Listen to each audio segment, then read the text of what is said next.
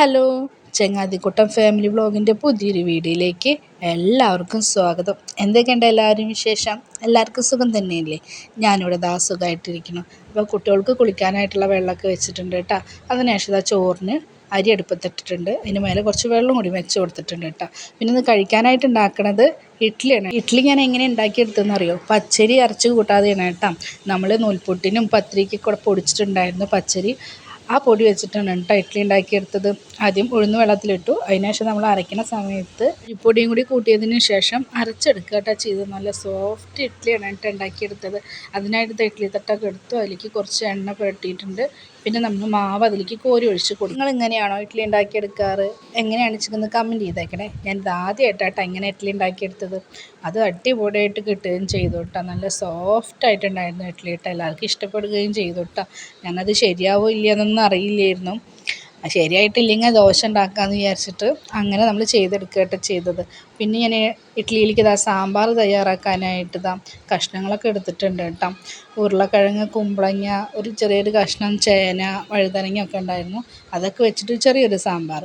പൊന്നൂസിന് ഇഡ്ഡലി ഉണ്ടെങ്കിൽ സാമ്പാർ നിർബന്ധമാണ്. ചില ദിവസങ്ങളിൽ തലേ ദിവസം സാമ്പാറൊക്കെ ഫ്രിഡ്ജിൽ വെച്ചിട്ട് അത് ചൂടാക്കിയിട്ട് അങ്ങനെ കൊടുക്കുകയായിട്ടാണ് ചെയ്യുക. ഇന്നിപ്പോൾ അതില്ലാത്ത കാരണമായിട്ടാണ് ചെറിയൊരു തട്ടിക്കൂട്ട് സാമ്പാർ ഉണ്ടാക്കാമെന്ന് വിചാരിച്ചു. ഞങ്ങളൊക്കെ നുറുക്കിയെടുത്തു. അപ്പോഴേക്കും പരിപ്പ് വെന്തിട്ടുണ്ട് കേട്ടോ. ഇനി ഇതിലേക്ക് നമ്മുടെ കഷ്ണങ്ങൾ ഇതൊക്കെ കഴുകി എടുത്തിട്ടുണ്ടായിരുന്നു. അതായിരിക്കും ഇട്ട് കൊടുക്കുന്നത്. ഒരു തക്കാളി മുറിച്ചിട്ട് കൊടുത്തിട്ടുണ്ട്. പുളി പിഴിഞ്ഞെടുത്തിട്ടുണ്ടായിരുന്നു. അതിൻ്റെ വെള്ളം കൂടി ഒഴിച്ചു കൊടുത്തിട്ടുണ്ട്. ഒരു ചെറിയൊരു കഷ്ണം കായം കൂടി ചേർക്കുന്നുണ്ട്.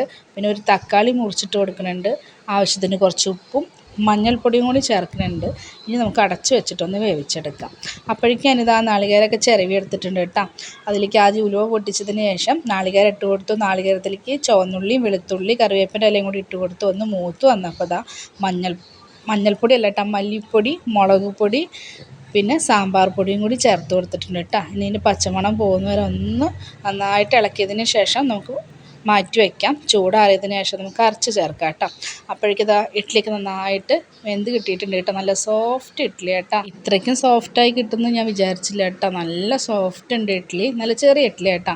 അപ്പോൾ അതൊക്കെ കാസ്ട്രോളിലേക്ക് ഇട്ടിട്ടുണ്ട്. അടുത്ത തട്ട് ഇഡ്ഡലിയും കൂടി വെച്ച് കൊടുത്തിട്ടുണ്ട് കേട്ടോ അടുപ്പത്ത്.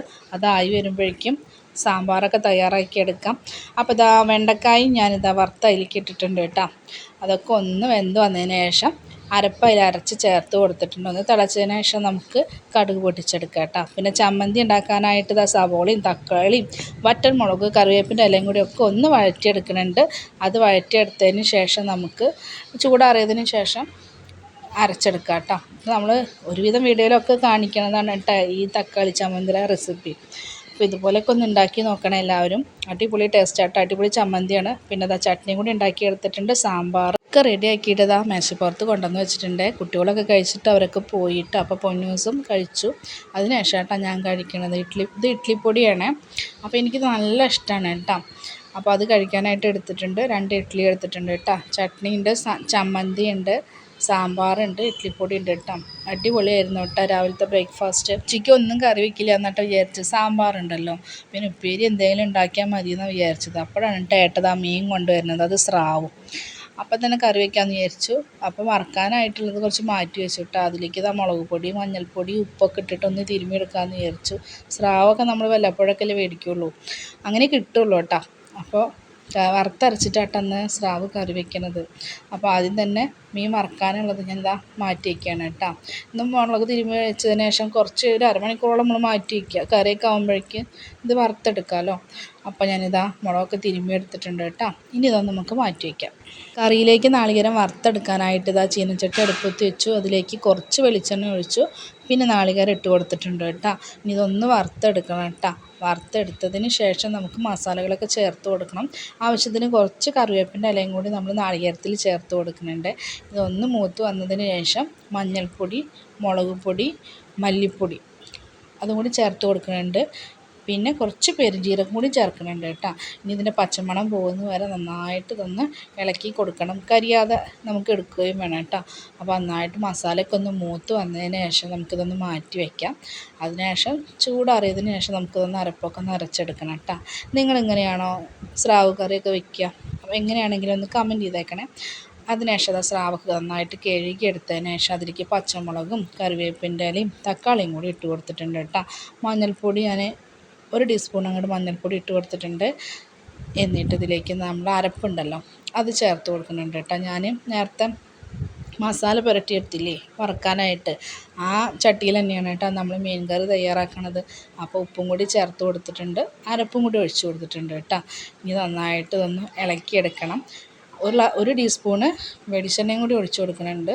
എന്നിട്ട് ആവശ്യത്തിന് കുറച്ച് പുളിവെള്ളം കൂടി ആയിട്ട് ഞാനിതിൽ ചേർക്കണം. പുളി ഒഴിച്ചിട്ടാട്ടോ ഞങ്ങൾ കൂടുതലും കറി വയ്ക്കുക. കുടംപുളിയൊന്നും അങ്ങനെ ഇട്ടിട്ട് വെക്കാറൊന്നുമില്ല കേട്ടോ. വലിയ മീൻ വല്ല ഐക്കോറ ആവൂരൊക്കെ മേടിക്കില്ലേ, അങ്ങനെ എപ്പോഴെങ്കിലും ഒന്ന് വെച്ചെങ്കിലേ ഉള്ളൂ കേട്ടോ കുടംപുളി ഇട്ടിട്ട്. അല്ലാതെ ഞങ്ങൾ ഈ വാളൻപുളി തന്നെയാണ് കേട്ടോ കറിയിലൊക്കെ ഉപയോഗിക്കുക. കുടംപുളി ഇട്ടിട്ട് കറി വെച്ചാൽ അവർക്കത് കഴിക്കാനായിട്ട് ഇഷ്ടമല്ല കേട്ടോ. ഞാനൊരു ദിവസം അങ്ങനെ വെച്ച് കൊടുത്തപ്പോൾ അവർ കഴിച്ചില്ല കേട്ടോ. ഇങ്ങനെ ഈ വാളൻപുളി തന്നെ കേട്ടോ അവർ അങ്ങനെ കഴിച്ച് ശീലമായ കാരണം എന്താണെന്നറിയില്ല, അത് കഴിക്കില്ല. കറിയൊക്കെ ഇതാ അടുപ്പത്ത് വെച്ചു. അതിനുശേഷം ഇതാ നന്നായിട്ടൊന്ന് വറ്റി വന്നിട്ടുണ്ട് കേട്ടോ. ഇതിലേക്ക് ഉള്ളി അരിഞ്ഞു വെച്ചിട്ടുണ്ട്, അത് വറവിട്ടെടുക്കണം. ആ ഉള്ളിയൊക്കെ ഒന്ന് മൂത്ത് വന്നതിന് ശേഷം നമുക്ക് കറിയിലേക്ക് ഒഴിച്ചു കൊടുക്കാം കേട്ടോ. അപ്പോൾ സ്രാവ് കറി റെഡിയായി. ഉപ്പേരിക്കായിട്ട് ഞാൻ എടുത്തിരിക്കുന്നത് വഴുതനങ്ങയാണ്. ആദ്യം കടുക് പൊട്ടിച്ചതിന് ശേഷം ഒരു സവോള കനം കുറഞ്ഞ് അരിഞ്ഞെടുത്തിട്ടുണ്ടായിരുന്നു കേട്ടോ. അതൊന്ന് മൂത്ത് വന്നതിന് ശേഷം അതിലേക്ക് മഞ്ഞൾപ്പൊടി, മുളക് പൊടി, മല്ലിപ്പൊടി, ഒരു നുള്ള് ഗരം മസാലപ്പൊടിയും കൂടി ഇട്ട് കൊടുത്തിട്ടുണ്ടായിരുന്നു. അതൊന്ന് മൂത്ത് വന്നപ്പോൾ നമ്മൾ കഴുകി വെച്ചിട്ടുള്ള വഴുതനങ്ങ ഉണ്ടല്ലോ അതും കൂടി ഇട്ട് കൊടുത്തു കേട്ടോ. എന്നിട്ട് വെള്ളം ഒഴിക്കാതെ വെച്ചിട്ട് അത് വേവിച്ചെടുക്കണം കേട്ടോ. അപ്പോൾ അത് കഷ്ണങ്ങളൊക്കെ ഒന്ന് വെന്ത് വന്നതിന് ശേഷം അതിലേക്ക് കുറച്ച് നാളികേരം കൂടി ചേർക്കുന്നുണ്ട് കേട്ടോ. കുറച്ച് തന്നെ ഉള്ളൂ കേട്ടോ. ഏട്ടന് നല്ല ഇഷ്ടമാട്ടോ ഇങ്ങനെ വഴുതനങ്ങ ഉപ്പേരി ഉണ്ടാക്കിയാൽ. കുട്ടികളൊന്നും കഴിക്കില്ല കേട്ടോ, അവർക്കൊന്നും ഇഷ്ടമല്ല. പിന്നെ കിച്ചുമോനാണ് ലേശം എന്തെങ്കിലും കഴിക്കുക. അപ്പോൾ ഇതാ വഴുതനങ്ങ ഉപ്പേരി ഇതാ റെഡി ആയിട്ടുണ്ട് കേട്ടോ. മീൻ ഇതാ വറുത്തെടുത്തിട്ടുണ്ട് കേട്ടോ. അപ്പം ഇതാ കഴിക്കാനായിട്ട് കൊടുക്കട്ടെ. അപ്പോൾ ഇതാ പ്ലേറ്റൊക്കെ എടുത്തു, അതിലേക്ക് ചോറ് ഇട്ട് കൊടുത്തിട്ടുണ്ട്, പിന്നെ മീൻ വറുത്ത് വെച്ച് കൊടുത്ത്, വഴുതനങ്ങ ഉപ്പേരി എടുത്തിട്ടുണ്ട്, സ്രാവ് കറിയും കൂടി എടുത്തിട്ടുണ്ട് കേട്ടോ. ഇനി ഇത് കുട്ടികൾക്ക് കഴിക്കാനായിട്ട് കൊടുക്കട്ടെ. അപ്പോൾ അതാ കിച്ചുമോൻ ഇതാ കഴിക്കാനായിട്ട് ഇരിക്കുന്നുണ്ട് കേട്ടോ. പൊന്നൂസിന് നല്ല ഇഷ്ടമാട്ടോ സ്രാവ് വറുത്തത്. അപ്പോൾ സ്രാവ് വറുത്ത് കൂട്ടിയിട്ടാട്ടോ അവൾ കഴിക്കുന്നത്, കറിയൊന്നും എടുത്തിട്ടില്ല. അപ്പോൾ ഇതാ കിച്ചുമോൻ ഇതാ കഴിക്കാനായിട്ട് ഇരിക്കുക കേട്ടോ. കിച്ചുമോൻ ടി വി വെച്ചിട്ടുണ്ട്, അപ്പോൾ ടി വിയിലേക്കാണ് കേട്ടോ ശ്രദ്ധ മുഴുവൻ. അതിനുശേഷം ഉച്ചയ്ക്ക് ശേഷം ഞങ്ങളൊന്ന് പുറത്തേക്ക് ഇറങ്ങി കേട്ടോ. കുറേ ആയി ഒന്ന് പുറത്തേക്കൊക്കെ ഒന്ന് പോയിട്ട്. അപ്പോൾ ഇവിടെ കൂറ്റനാട് മാളിലേക്കാണ് കേട്ടോ പോയത്. അവിടെ പോയതിനു ശേഷം കുറച്ച് നേരം അവിടെ അങ്ങനെ ഇരുന്നു കേട്ടോ, തിരക്കൊന്നുമില്ല.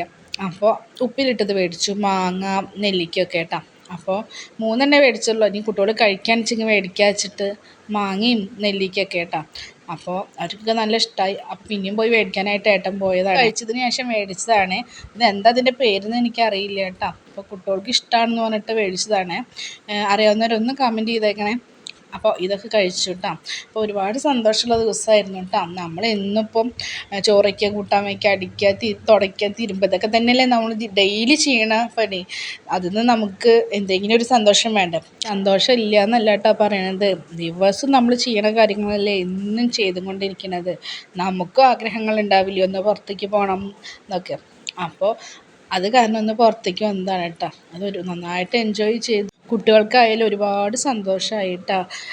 കുറേ ദിവസമായി ഇപ്പോൾ ഇങ്ങനെയൊക്കെ ഒന്ന് പുറത്തേക്ക് ഇറങ്ങിയിട്ട്. അച്ഛൻ മരിച്ചതിന് ശേഷം അങ്ങനെ അങ്ങോട്ട് പോവലൊന്നും ഇല്ല കേട്ടോ. അമ്മയുടെ കാലിൻ്റെ മുകളിലത്തെ പ്ലാസ്റ്റൊക്കെ വെട്ടിയിട്ടാ. അപ്പോൾ അമ്മേനെ വിളിച്ചപ്പോൾ അമ്മ പറഞ്ഞു ഞാൻ വരുന്നില്ല, നിങ്ങൾ പോയിട്ട് വായോ എന്ന് പറഞ്ഞപ്പോൾ ഞങ്ങളിങ്ങനെ പുറത്തേക്ക് വന്നതാണ് കേട്ടോ. അപ്പോൾ ഇതവർക്ക് ഇഷ്ടമായപ്പോൾ ഒന്നും കൂടി മേടിച്ചു കേട്ടോ.